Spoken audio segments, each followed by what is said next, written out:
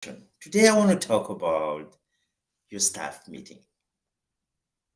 It's really common that every company, as a team leader, you organize and you're responsible for the staff meeting. It's happening once or twice a week, and you have all your team over there. And the question that I have for you today is how can you make sure that all your team is right there and focused, ready to listen and ready to take action? And more than everything, how can you make sure that while they there listening to you, they are on their stage? That means they're not on the saboteur mode. That means your words, your planning, your actions, everything that you're putting together, I made for them to be focused and ready to take action without being stressed and focused and thinking about what they're going to do and how they feel and everything. So that is really important. That's why I'm going to talk about the saboteurs because when you go as a team leader, you organize a meeting, you have all the subjects, oh, we're going to talk about these projects and then we're going to take this action and this action and then this action. If you do that from your stage, that means you take away all your saboteurs. For example, if you're a hyperachiever, you're not going to be implement on be focused on the results. The results you're going to say the more results, like every sentence, starting the sentence with I want results and finish the sentence with I want results. So you take away your hyperachiever saboteur out of the meeting, and you can take your stickler out of the meeting as well by not wanting everything to be perfect. I want things to be perfect, otherwise, this is going to happen. Though, because your saboteurs as a leader are going to trigger your team members' saboteurs, right? Because if you want it to be perfect and you say that every 5 words, the pleaser, one of your teammates who is a pleaser, gonna be like, yeah, I want to make it perfect because the team leader said that he want it to be perfect. So I'm gonna please him by making sure everything is perfect. And by doing that, you're killing it's not the team member is not focused on creativity, is not focusing on the vision, is not focusing on what need to be done. The team member is focusing on pleasing you as the leader. So really be careful as a leader to be like, when I get to the room, I want to be focused on my stage, on like what is the big picture, what is the goal, how can we innovate, how can I explore the best way to do that, how can we explore all together as a team the best way to get there. Take away your saboteur out of your staff meeting because when your saboteurs are in your staff meeting, they're more likely to be in your daily work, right? Think about it. Welcome back. Let's come back to the pleaser.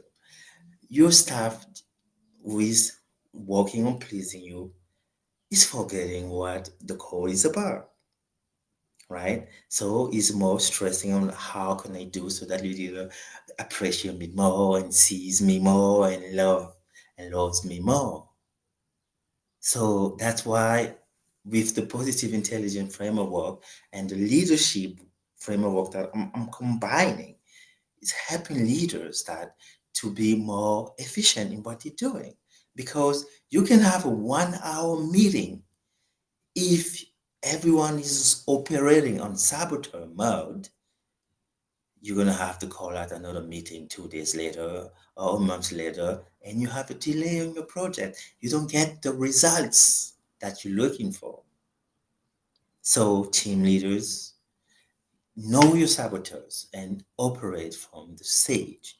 You're going to have more results. It's going to be easy. You're going to be more respected and loved and appreciated as a leader because you're always going to be helping your team to be more creative, empathic, see the goal, focus on the goal. And for that, you need to help them understand their own saboteurs as well, right? For example, I'm going to give this example. I'm coaching a student. She's working in a hair salon, and she's one day out of the blue just called a meeting because she said, "I'm not feeling well. I'm going to quit. I want to leave the job." And the manager is surprised. What happened? How come I didn't see it? I'm working with you every day. We're having staff meeting. I'm talking with you every day, and I don't see that you're not feeling well. As a leader, if you wake up one day and someone you have been working for months, 2 or 3, or maybe 2 years is telling you that it's not, it's quitting, and you didn't see that, that means most of the time you are operating out of your own head. You listen to little voices in your head, the saboteurs, and that's how you're leading. So you're not around to see what is really happening outside of your head. And that's what happened to that student where she arrived to her boss, where I'm not feeling well here, I want to leave. And the boss was surprised, right? Because he's a hyperachiever. He's focused on the result. He wants everything to be perfect. He's a stickler. He wants everything to be going the way he wants. He's hyper rational. So he doesn't have time to be empathetic. He doesn't have time to see what's happening outside. Everything is just happening inside of yourself. And it's like, yeah, I'm doing a great job. I'm a leader. And one day, boom, she's not feeling well, happy. And you didn't see that as a leader because you're not human centered. You're not taking care of the people, you know? I really love the way Simon Sinek is talking about that. Leaders are responsible for the people who are responsible for to the results.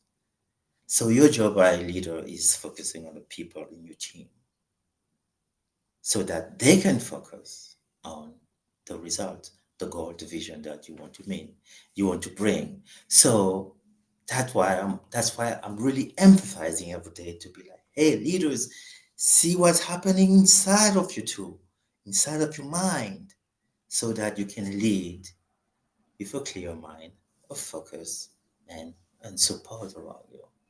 So, my name is Rhoda Barra. I'm a leadership coach. I'm working with positive intelligence to help leaders understand that leading with your saboteurs are never going to help you.